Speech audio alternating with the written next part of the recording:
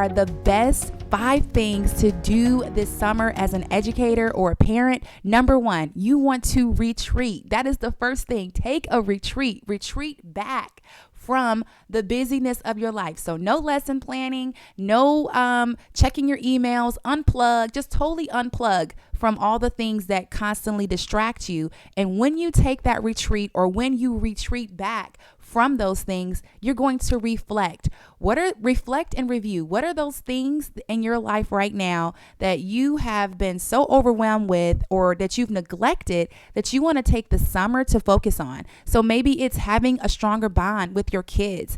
I saw this Dr. Gary Chapman. He has these conversation cards for families, or maybe you want a stronger marriage. He also has one for couples. So taking a moment to reflect and review. And then the third one is refresh. What are those things that make you smile? What are those things that ignite you? What are those things that excite you? So this summer, try a new hobby, learn a new language, spend time with God. The Word of God says that the times of refreshing comes from being in His presence. So get in the Word, pray.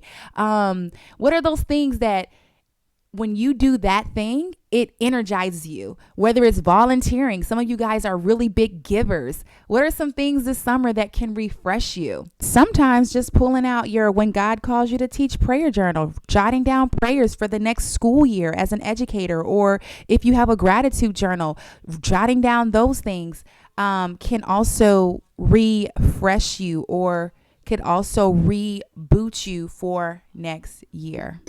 Sometimes it's just laying on the couch, which goes into my next thing, relax. Sometimes relaxing is laying on the couch.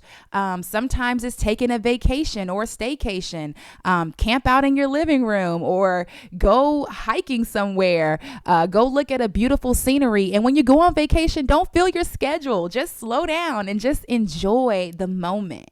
And then the last thing, which is reboot. Reboot by reading books. I recently did a video about my summer reading list. Sometimes reading books can reboot you for what God has called you to do. So whether you're a parent or a teacher, go to a training, go to a conference. If you go to some good ones, it ignites you. It excites you to do the thing that God has called you to do. And so let me know right now in the comments, out of those 5 things, what are you going to do first? Are you going to retreat back from the distractions and just take a moment so you can do number 2, which is reflect and review? What are some areas in your life that are most important that you want to make sure you prioritize this summer? Maybe it is putting on those running shoes and going for a run and walking and taking care of your health and wellness. Maybe, there's so many things. And then 3, refresh. What refreshes you? What makes you smile? Is it volunteering? Is it spending time with God? Is it trying something new? Let me know in the comments. And then 4, relax. Lay on your couch if you can. If you got kids, it's hard to do that, but don't busy up the schedule. Relax. Take a vacation. Take a staycation. Enjoy the moment. And then number 5, reboot. What are those things this summer that you can do where you're pouring into yourself by reading a book or going to a training, go to a conference, something that's going to excite you and ignite you to do the thing that God has called you to do? Let's finish this conversation in the comments below.